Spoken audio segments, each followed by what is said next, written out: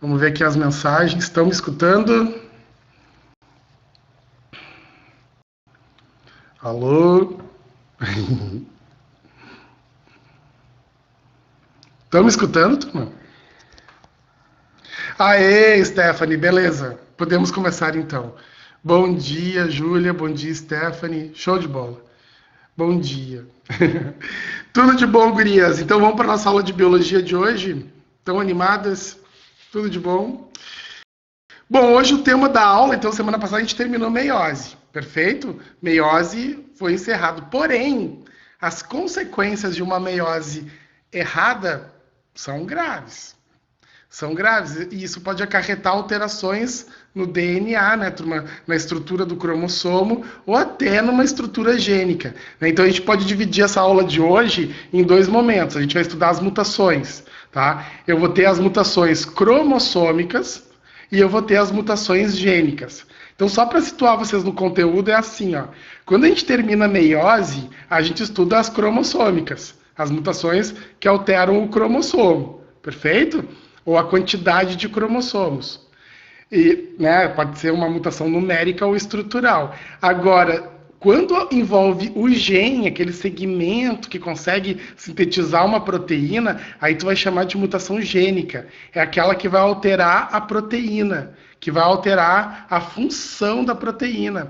Ou pode até inutilizar a proteína, a mutação gênica, né? Por exemplo, no albinismo. Por que o cara não consegue produzir melanina? Porque ocorre um erro na cadeia metabólica para chegar no resultado melanina, né?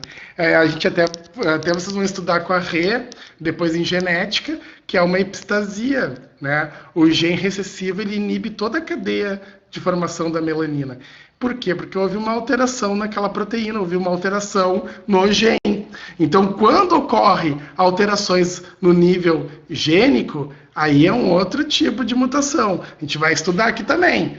Lá, anemia falciforme. É uma mutação gênica. Agora, a síndrome de Down, que a gente vai ver hoje, aí é uma mutação cromossômica. O indivíduo ele nasce com um cromossomo a mais, né? Ou o cromossomo com crossing over errado. Pode ser por uma translocação também. Houve uma troca erradinha ali, certo? Então, tema da aula de hoje, mutações. Então, vamos primeiro definir o que é uma mutação. Mutação é toda alteração no material genético, tá? Essa alteração, ela vai fazer com que o DNA mande comandos diferentes, né? Não seria aquele comando normal que ele deveria fazer, né? Então, isso pode causar ou vantagens ou desvantagens. Por incrível que pareça, aqui na aula de hoje a gente vai ver só anomalias, só desvantagens, porque geralmente, quando a mutação ela é cromossômica, o indivíduo nasce com características que vão dificultar o desenvolvimento dele. O desenvolvimento dele vai ser muito complicado. Muitos vão morrer mesmo. Embriões vão morrer. E os que sobrevivem vão ter dificuldades de adaptação, tá? Claro que a medicina avançou pra caramba. Então, indivíduos, por exemplo, com a síndrome de Turner, as meninas Turner, né, e os meninos Klinefelters, por exemplo, eles têm uma vida bem normal. Bem normal, eles fazem reposição de hormônios, eles são assessorados por uma equipe multidisciplinar, né, dentro do hospital, e eles conseguem ter uma vida muito boa, diferente do passado, né, que eles eram extremamente discriminados e que a vida deles era extremamente complicada, e muitos acabavam tendo depressão tão forte que morriam. Nós vamos ter também mutações, tipo da triplo X, que fenotipicamente, tu olhando para uma triplo X, tu não percebe nada de diferente, né? Algumas vão ter algumas características assim, mas que tu vai achar que é de uma outra doença, né? Algumas podem ter problemas psicológicos, mas quem não tem, né? Então uma triplo X, velho, uma triplo X, fenotipicamente falando, ela é muito normal. Ela é muito normal, só que ela pode gerar indivíduos com problemas cromossômicos também, tá? Isso aí a gente vai ver aqui ao longo da nossa matéria. Então, entender o que é mutação? Mutação cromossômica geralmente causa causa problemas de adaptação para o indivíduo. Já uma mutação gênica, nem sempre. Uma mutação gênica, ela pode gerar uma nova proteína, uma nova característica e, né, desenvolver uma característica muito vantajosa para o indivíduo. Então a gente pode pensar o seguinte: qual é a mutação que gera evolução? Né? Porque a gente sabe que qual é o substrato da evolução. Para a gente entender o que é evolução, tu tem que entender que o material genético ele muda. E qual é essa mudança que vai gerar novas características? Ou que vai gerar vantagens para que o indivíduo se adapte? É a gênica. É a mutação gênica. E a gente estuda depois da síntese proteica, certo? Quando a gente terminar a síntese proteica, aí o tio aqui dá mutação gênica, que é um outro conteúdo que a gente tem aqui. Vamos começar então a aulinha, porque essa aula ela é longa, mas ela é interessante. Quem já assistiu no Instagram essa aula deve ter gostado, tá? Eu já dei essa aula lá no Instagram, mas agora... E lembrando que o Instagram não vai rolar mais, tá? Ainda bem que eu lembrei de falar para vocês. O Instagram não vai rolar mais, a gente vai pensar numa outra ideia, né? Vamos migrar para algum outro canal, mas lá no Instagram a audiência estava muito baixa. E aí parecia que eu estava falando com as paredes, entendeu? Então a gente vai pensar numa outra alternativa para continuar dando aulinhas legais para vocês. Mas no Instagram não vai ter mais. Infelizmente, quem gostava do Instagram vai ficar meio que órfão do Instagram lá. Vamos começar nossas aulas, então. Muito bem. Mutações cromossômicas. Esse é o título do slide de vocês. Eu já mandei faz semanas lá para o ensino, eles já postaram esse material aí para vocês. Muito bem, tipos de mutação cromossômica. Eu posso ter a mutação numérica, que é aquela que vai mexer ou no conjunto cromossômico do indivíduo, né? Vai mexer na ploidia do cara, ele vai ser haploide, triploide, poliploide, né? Ele vai ter vários conjuntos cromossômicos. E aqui, nesse caso, é uma vantagem para as plantas, né? A poliploidia é um mecanismo evolutivo dos vegetais. Isso a gente sabe, a gente tem consciência disso. Ou pode mexer apenas em parte do número de cromossomos, tá? Aí o indivíduo vai ter um cromossomo a mais, 2 cromossomos a mais e assim por diante. Ou 1 a menos, 2 a menos, entendeu? Então isso seria uma mutação numérica. Depois a gente vai diferenciar a mutação numérica em euploidia e aneuploidia. Mas daqui a pouco a gente chega nisso.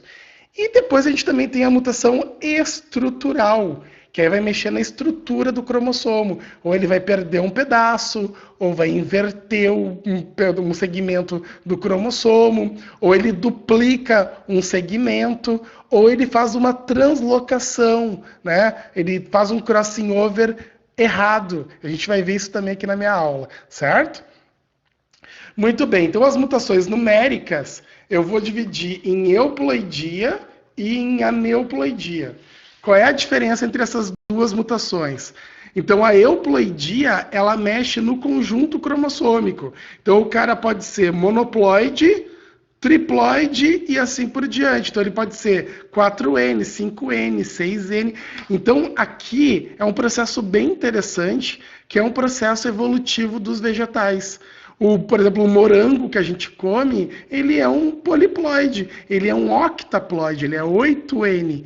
E foi uma maneira que as plantas encontraram de formar novas variedades e novas espécies de organismos, tá? Isso é bem comum de planta. Já para os animais, isso não é tão comum, apesar de que a gente tem insetos monoploides, tipo o zangão, né? Ele é haploide, a vespa também, o carrapato, né? Esses organismos, eles vão gerar descendentes haploides. Esse é um processo. A gente vai nos próximos slides aqui comentar. Então a euploidia, só para tu entender esse termo, ela mexe, ela altera o conjunto cromossômico daquele indivíduo. Vai alterar o genoma do cara, entendeu? Já na aneuploidia, tu não altera o genoma total, não. Tu vai acrescentar ou vai subtrair uma parte do número de cromossomos. Aí o cara vai ser, por exemplo, no lissômico, ele vai ter um par de homólogos a menos. Entendeu? Ele vai ter 2N menos 2. Tá aqui até na tabelinha, tu tá enxergando isso. Ó. Ele vai ter um par de cromossomos a menos. O cara que é monossômico, tipo a síndrome de Turner, ela tem um X a menos. Então ela tem, em vez de 46 cromossomos, ela tem 45 cromossomos. Tu entendeu? Na totalização.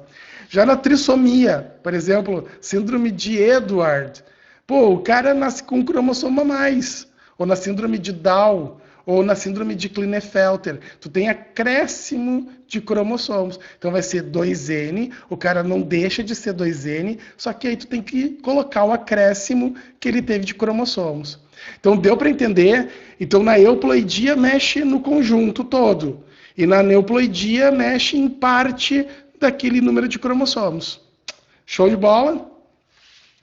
Bom, a euploidia, a gente começa estudando aqui a monoploidia. Isso aqui até a gente vai dizer que é um processo comum em alguns organismos. Por exemplo, nas abelhas, tá? Onde, a partir de um óvulo não fertilizado, ou seja, não ocorre fecundação, o óvulo é não fertilizado, vai desenvolver um organismo adulto completo, que é o caso aqui do zangão, ó. Vamos dar uma olhadinha aqui. Aqui eu tenho a rainha. Ela vai produzir as suas células gaméticas por meiose, tranquilo? Ó, deixa eu aproximar um pouquinho mais aqui. Então ela vai, por meiose, produzir os seus óvulos. E aí esse óvulo não fertilizado vai produzir o zangão. Isso é uma reprodução que a gente chama de partenogênese. É uma reprodução onde tu não teve a participação do gameta masculino, certo? Aí o que vai acontecer? O zangão, ele surge a partir de um óvulo que foi tratado com geleia real, né, com própolis, e aí a segmentação aconteceu, né? O ovo acabou segmentando e formou esse indivíduo adulto. Ele é fértil, por incrível que pareça, o zangão é fértil, e ele vai formar os seus gametas a partir de mitoses. Certo? O gameta do zangão é por mitose, porque não tem como ele dividir o que já está dividido, certo? Já está pela metade. O zangão, vamos supor, a rainha, ela tem 2N igual a 32, tá? Então ele tem N igual a 16. Ele tem a metade do número de cromossomos da rainha. É essa que é a moral. E aí, quando o espermatozoide dele se une ao óvulo dela, aí duas coisas podem acontecer. Ó, ou vai formar uma obreira, uma operária, ou vai formar uma nova rainha. Então, as operárias e as rainhas vêm de uma fecundação, correto? Qual a diferença entre elas? Está na questão da fecundidade. A rainha é fértil, a operária é estéril, né? E a gente tem vários tipos de operárias dentro de uma colmeia. Mas aqui para dentro da nossa aula, o que eu queria marcar mesmo, para que vocês entendam, que uma mutação cromossômica originou um indivíduo adulto que é extremamente importante para a colmeia, porque ele vai ser o indivíduo que vai produzir espermatozoides, só que ele tem a metade do número de cromossomos da abelha. Ele é da rainha, né? Ele é um monoploide, tá? Ele tem metade do número de cromossomos. E tem até uma musiquinha lá, ai, ai, ai, ai, carrapato não tem pai. Também lá no carrapato, lá nos aracnídeos, também acontece o mesmo fenômeno, tá? O carrapato macho, ele é produzido a partir de partenogênese, que é essa reproduçãozinha aqui. Fechou, gurizadinha? Agora vamos à poliploidia. A poliploidia, na verdade, ela corresponde a um acréscimo de conjuntos cromossômicos. Então, o que acontece? Eu tenho aqui uma figurinha para te mostrar. Um indivíduo haploide, ele vai ter um tipo de cada homólogo. Olha ali. Ele tem um amarelinho, um cromossomo amarelinho, ele tem um roxo e tem um rosinha, um vermelhinho. Muito bem. Tá? Esse é o indivíduo haploide. Então, ele tem um conjunto de cada cromossomo, de cada homólogo. Quando o indivíduo ele é diploide, que é o nosso caso, as células estão com 2 conjuntos de cada cromossomo. Até porque ter filho do pai, filho da mãe, certo? Então, cada cromossomo nosso corresponde a uma das heranças que a gente recebeu, a um desses genomas que a gente recebeu. Fechou? Então, esse é o indivíduo diploide, os cromossomos aos pares. Agora, quando o indivíduo é triploide, é porque houve somas de conjuntos a mais. Olha ali, ele vai ter 3 conjuntos de cada. Ó, 3 vermelhinhos, 3 roxinhos, 3 amarelinhos. Eu acho que isso fica bem fácil de entender. O cara que é tetraploide, ele vai ter 4 cromossomos de cada tipo. E assim por diante, tá? Volta para mim. E como é que isso acontece, turma? Como é que essa soma de conjuntos cromossômicos acontece? Pode ser por uma não disjunção cromossômica na meiose, né? Na hora lá da anáfase 1, em vez dos homólogos se separarem, eles não se separaram. Isso pode acontecer. Então é um erro bem grosseiro na anáfase 1. Pode acontecer também um erro mitótico, pode isso acontecer em células somáticas também, onde as cromátides irmãs não se quebram, isso pode acontecer. Ou também pode ter acontecido duplicações, né? Fazendo com que esses cromossomos se dupliquem. E aí na hora que os gametas vão se somar, somam-se essas duplicações também. Esse é um caso mais raro de acontecer. O normal é um erro na meiose. Isso é fundamental. O erro mais fácil de acontecer é na meiose. E aí eu vou te mostrar, aqui eu tenho 2 exemplos para te mostrar como que essas poliploidias elas acontecem. Vamos olhar aqui. Muito bem. O primeiro tipo de poliploidia que a gente vai ter aqui é dos autopoliploides. O que acontece aqui nesse caso? Indivíduos da mesma espécie, eles vão ter problemas nas suas meioses, vão formar gametas, em vez do número estar reduzido de cromossomos, vai estar com a quantidade normal de cromossomos. Olha aqui, ó, olha comigo esse esqueminha.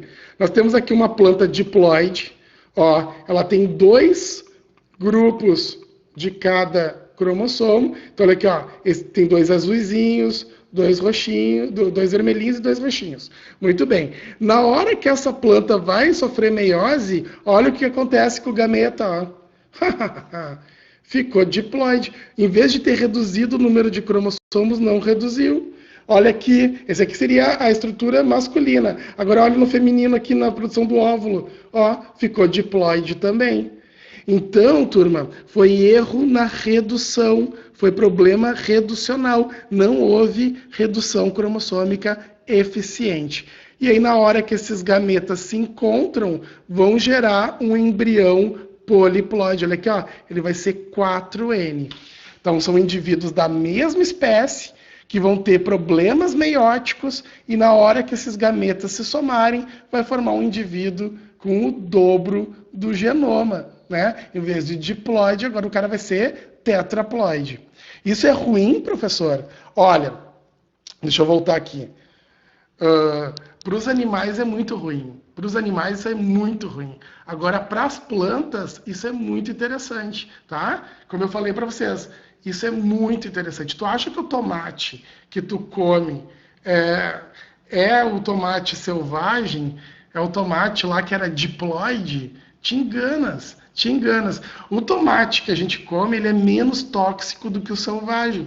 Por quê? Porque ao longo do processo evolutivo dessa planta, ela foi perdendo a toxicidade exatamente pela essa poliploidia que foi acontecendo.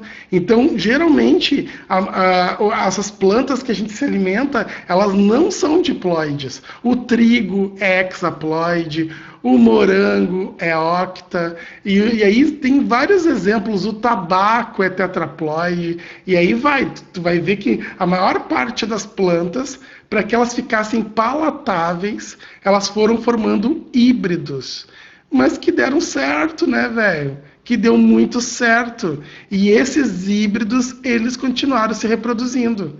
Porque é o seguinte, se formasse o híbrido e ele não se reproduzisse, aí isolava. Aí tinha um isolamento reprodutivo.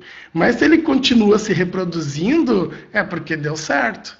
E aí mudou a característica do organismo e ele pôde, então, se adaptar ao novo ambiente.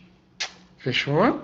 Agora temos um outro tipo aqui de euploidia, ou de poliploidia, que é a aloploidia. Vamos dar uma olhadinha aqui no slide. Muito bem, então na aloploidia é um pouquinho diferente, porque são entre organismos de espécies diferentes. Sim, agora não são entre plantas iguais, são entre plantas diferentes. E isso no reino vegetal é muito comum. É muito comum uma planta de uma espécie se reproduzir com outra de outra espécie. E esse é um dos grandes problemas dos transgênicos. Isso a gente vai discutir depois da nossa aula de biotecnologia aqui. A gente vai discutir que o grande problema é, vamos supor, no mesmo local de cultivo, tu tem plantas normais e tu tem plantas manipuladas. Por que isso é um grande problema? Porque os vegetais, eles se reproduzem entre si, eles formam poliploides. Isso a gente sabe, eles formam, e tanto que a gente está estudando aqui, né? Os alopoliploides, por exemplo. Então eu posso ter uma planta normal, que não está manipulada, cruzando com uma planta que foi manipulada geneticamente. E aí vai formar uma terceira planta, velho, que eu não vou saber o que ela é, na verdade. Ela não é nem normal, nem transgênica, o DNA dela é todo alterado. Então esse é um dos grandes problemas, eu não sei se vocês já perceberam isso. Isso é um dos grandes problemas de se plantar transgênicos em áreas de cultivo próximas a plantas normais, certo? Então nós temos aqui, ó, essa plantinha aqui, 2N, e essa outra plantinha aqui é o nosso 4N, ou seja, elas eram plantas oriundas dos 2N com 2N, ó.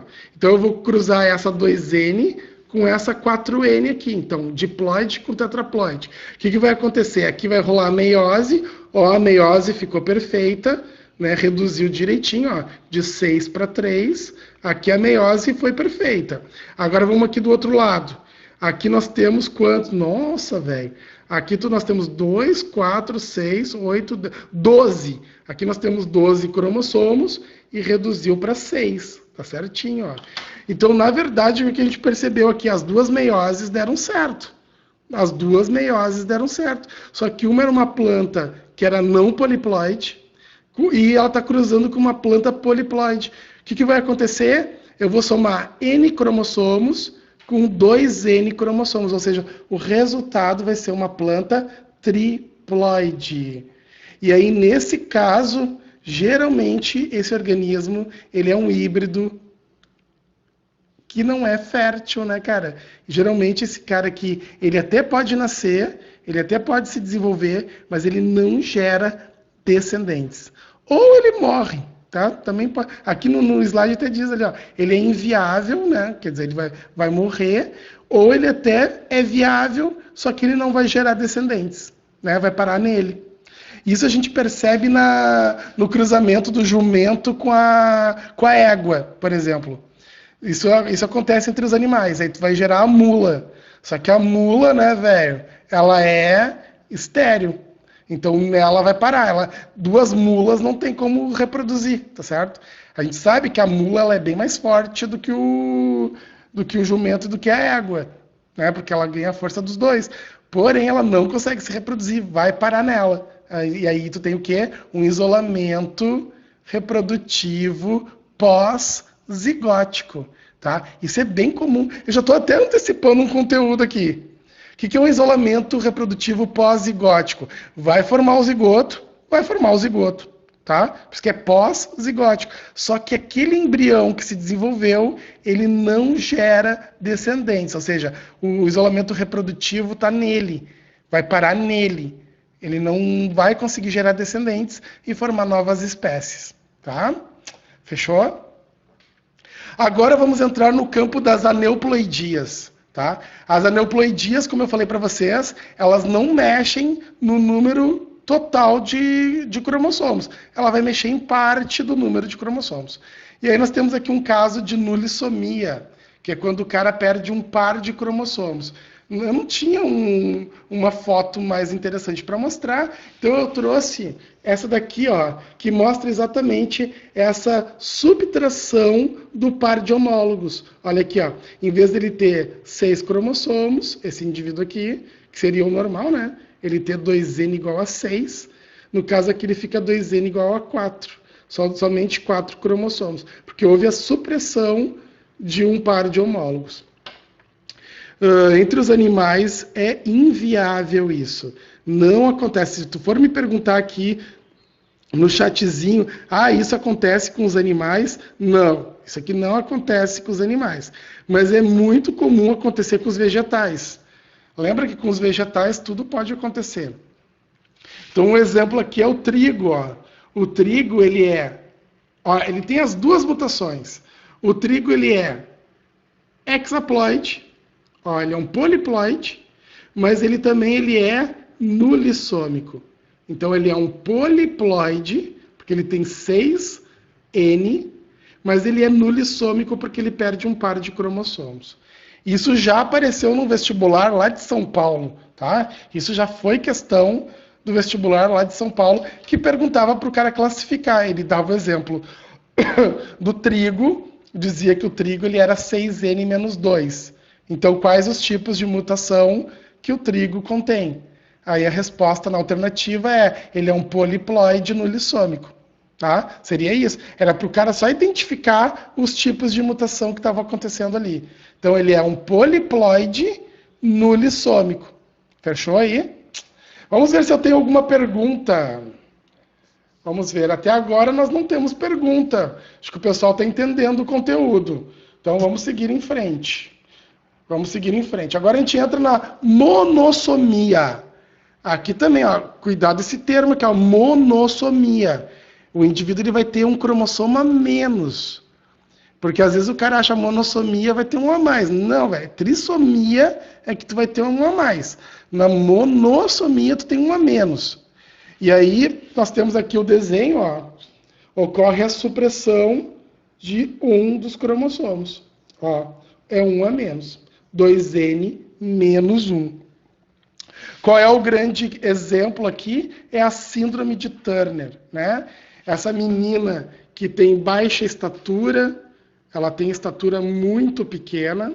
A professora Vera entrou aqui, ó, eu estou enxergando a professora Vera aqui no meu Paul Talk. Tudo bom, professora Vera? Pode desligar sua webcam, seria bem legal. Muito bem. Então, tem baixa estatura, né? Esse indivíduo da síndrome de Turner. Ele vai ter, assim, uma característica marcante da Turner é ter o pescoço alado. Ou seja, parece que tem duas asas no pescoço. Olha aqui essa foto que vocês estão enxergando. Ela tem o pescoço alado, né? Ó, tá vendo? E, geralmente, o pescoço está unido ao tórax. Isso é uma característica marcante da Turner. Ela tem o ovário não funcional, ela não tem a primeira menstruação, ela não vai ter a menarca, né? Então, realmente, tem alguns sintomas que a gente vai notando para definir a síndrome de Turner. Mas, para nível de vestibular, mais do que tu saber as características, porque eu acho que eles não vão te perguntar a característica da Turner, e sim eles vão pedir para tu identificar o tipo de mutação, e isso já apareceu até na URGS. Isso já foi questão da Universidade do Rio Grande do Sul. E é isso aqui, ó. A Turner ela tem 45 cromossomos, ou seja, ela tem os 44 autossomos e apenas um sexual. Porque o que falta na síndrome de Turner é um cromossomo X. A Turner ela não tem corpúsculo de Barr, ou seja, ela não tem a cromatina sexual. Esse cromossomo X que ela tem é funcional. E o outro ela nem tem mesmo, entendeu? Lembrem vocês, gurias, deixa eu voltar aqui para vocês. Voltando aqui para a nossa imagem, vocês têm 2 cromossomos X, correto? Lembrando que um X de vocês é funcional, tá? Em eucromatina. O outro X de vocês não é funcional, tá em heterocromatina. Então ele está condensado, os genes estão desligados. A síndrome de Turner, como ela não tem esse X, ela tem um X a menos, então ela não tem corpúsculo de Barr. Tá? Isso já foi pergunta, juro. A Turner não tem corpúsculo de Barr. Anotou aí? Agora eu vou te mostrar o cariótipo. Como é que tu identifica pelo cariótipo? Olha aqui. Lembrando o que é o cariótipo. O cariótipo é o estudo dos cromossomos, certo? Então, se tu for olhar aqui, ó, todos os cromossomos autossomos dessa guria são normais. São todos cromossomos normais. Mas aí tu chega no 23º par, o que acontece? Tá faltando um cromossomo. Tá faltando um cromossomo aqui. E aí, por isso que a gente diz que isso é uma monossomia. Monossomia. Seguindo em frente, agora vamos às trissomias. Muito bem. A trissomia, eu acho que fica bem fácil de entender, é um acréscimo de cromossomo. Vai ter um cromossomo a mais. Olha aqui. Estão vendo? Agora uma galera saiu correndo, né? Eu tossi. A galera saiu correndo aqui. Muito bem. Então, o indivíduo ele vai ser diploide, só que num dos pares de cromossomo vai ter um acréscimo. E aí vai ser uma trinca de cromossomos. Olha cá. É uma trinca de cromossomos que vai ter. Vamos dar uma olhadinha? Um exemplo aqui é o Klinefelter. Não, como é? É o Klinefelter. Tá tudo borrado aqui para mim. Muito bem. Síndrome de Klinefelter. É um menino, turma, que nasce com um cromossomo X a mais. Olha aqui em cima a anotação, ó. Ele tem 47 cromossomos. Deixa eu botar aqui mais para frente. Só que ele é XXY. Na verdade, existem Klinefelters que têm mais de um X a mais. Pode ser XXXXXY. Ele vai continuar sendo Klinefelter. Porque o que caracteriza o Klinefelter não é a quantidade de X a mais que ele vai ter, entendeu? Ele pode ter vários X. É que ele tem esses X a mais. Não é o número de X, tu entendeu? É isso que eu quis dizer. Não, pode ter uns 3X a mais, ele vai ser Klinefelter ainda. É isso que eu quero que vocês entendam. E cada X a mais que ele tiver, é um corpúsculo de Barr a mais que ele vai ter. É isso que eu também... Lembra que a Turner, agora há pouco a gente estava discutindo que ela não tem corpúsculo de Barr, né? Mas o Klinefelter tem. Porque olha aqui, ó. O Klinefelter ele tem um X funcional, o Y é funcional também, porque isso que vai caracterizar que ele é um menino. Só que esse aqui, ó, que está em excesso, esse aqui vai estar em cromatina sexual. Se a gente for analisar a célula desse menino, vai ter um borrão no núcleo dessa célula. Esse borrão que a gente observa usando o corante correto é o corpúsculo de Barr, é a cromatina sexual condensada que está ali. Bom, é óbvio que se tu tem um cromossomo a mais, um cromossomo X a mais, tu vai ter características de menina, né? Tu vai ter características de uma mulher. Então vai se desenvolver as mamas, é a ginecomastia, que a gente diz aqui, né? Os testículos são reduzidos, os pelos pubianos é bem semelhante ao das meninas, os pelinhos, né?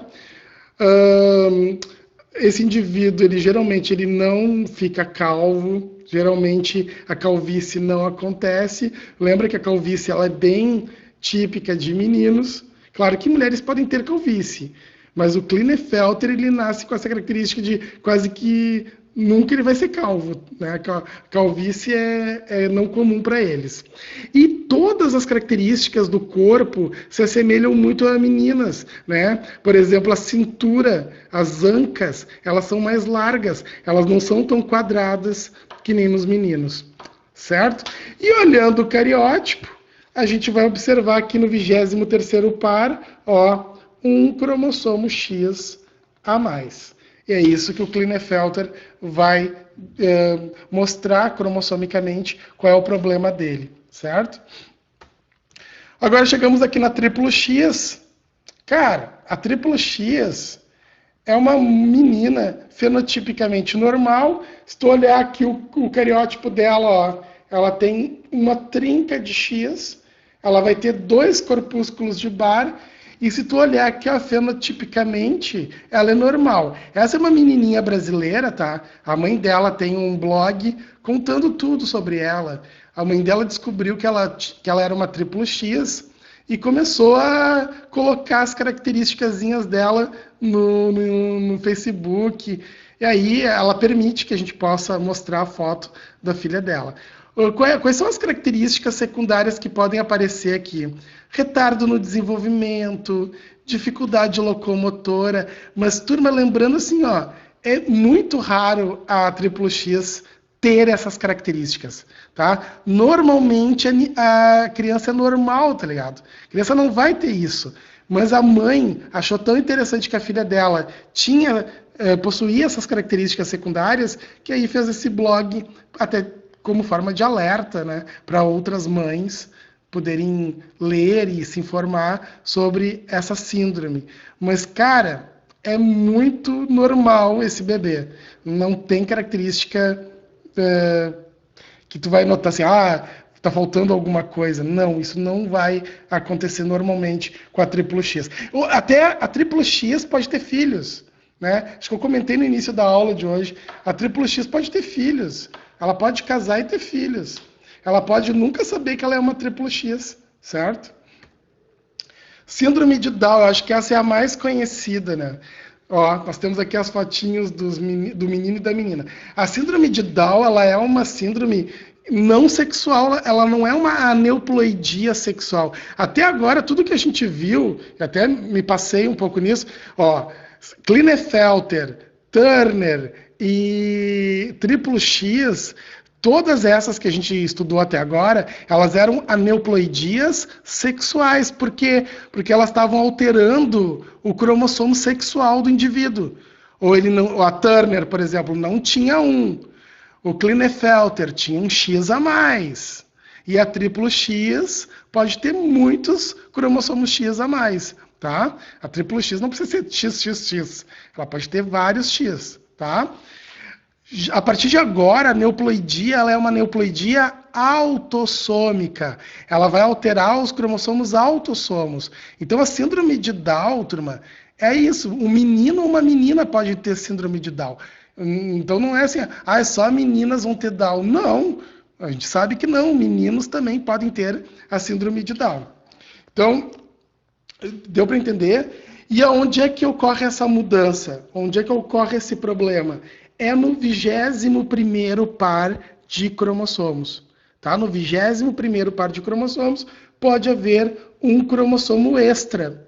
E aí causar todo o conjunto de doenças ou de características, porque nem todas as características aqui que tem nesse slide são doenças, né, turma? Por exemplo, orelhas pequenas.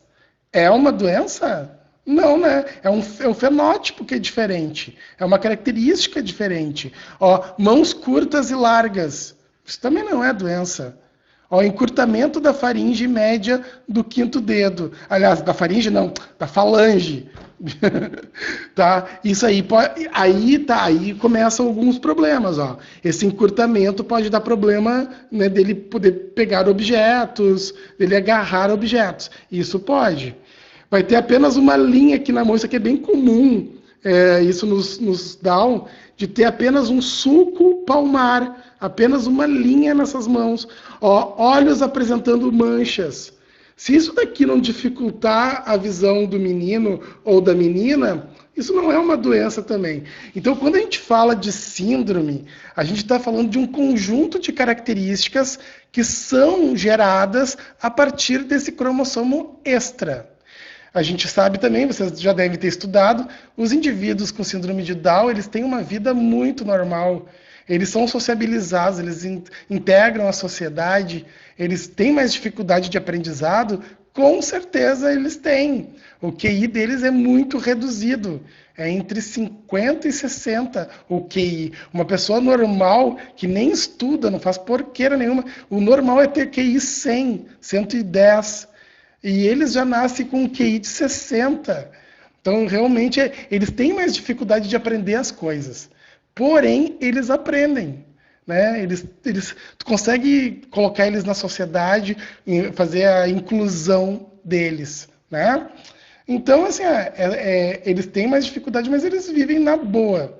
né? Vivem demais, até porque a medicina melhorou pra caramba. E no futuro, quem sabe, né? Isso é um dos estudos da biotecnologia, consiga se consertar esse problema cromossômico, né? A gente consiga reverter isso. Porque se tu conseguir reverter esse cromossomo extra, e lembrando que todas as células desse indivíduo têm esse cromossomo extra, volta para mim, porque o síndrome de Down tem muita coisa para falar. Volta aqui para mim. É que, na verdade, turma, falando agora sinceramente, tá? Não existe um único tipo de síndrome de Down. Esse que eu estou mostrando para ti aqui é a da trissomia, tá? A trissomia do 21.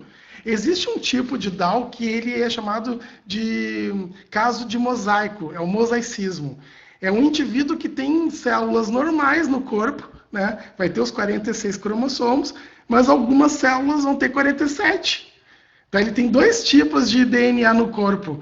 Por isso que a gente chama de mosaicismo. Tá? E o outro tipo é de uma translocação que a gente vai estudar ainda nessa aula, ou de repente na semana que vem, se o tempo der certo aqui. Tá? Pior que está acabando o meu horário já. Eita! Está acabando. Mas a gente conclui essa aula semana que vem. Então existem 3 tipos de Down. E cada um vai ter o seu grau de apresentar essas características. Nem todos apresentam as mesmas características. O que eu quero que vocês entendam é que síndrome é um conjunto de características e não um conjunto de doenças. É essa que é a minha ideia. Vou abrir aqui para as perguntas. Nós temos aqui uma participação da prof. Oi, Dani, estou me preparando para entrar daqui a pouco. Então, Sora Vera, beijo para ti. E nós temos aqui a Dani também. Sor, nas numéricas, ocorre erro na anáfase 1 ou na anáfase 2? Normalmente é na anáfase 1, porém pode ser também na anáfase 2. Não tem problema nenhum, tá, Dani? Pode ser na 2 também. Pode ser que os homólogos tenham se separado e na hora de quebrar as cromátides não quebra, tá? Pode ser na 2 também. Mas geralmente esses erros eles acontecem na hora de separar os cromossomos, separar os homólogos, certo? Então fica a minha dica aqui de vocês estudarem esse assunto. Essa aula de hoje a gente considera uma aula que pode ser que apareça na URGS, e pode ser que apareça no Enem. Mas uma coisa que eu vou te dizer, já apareceu nos dois, tá? Já apareceu no Enem e já apareceu na URGS também. Então, cara, a gente não pode desprezar conteúdo nenhum da biologia, tá? Então, dá uma estudada. Semana que vem eu vou encerrar esse assunto e a gente já começa a estudar síntese proteica. A gente começa o DNA, o RNA. Então, forte beijo para vocês, que vocês tenham uma boa semana. Fui, tchau, tchau.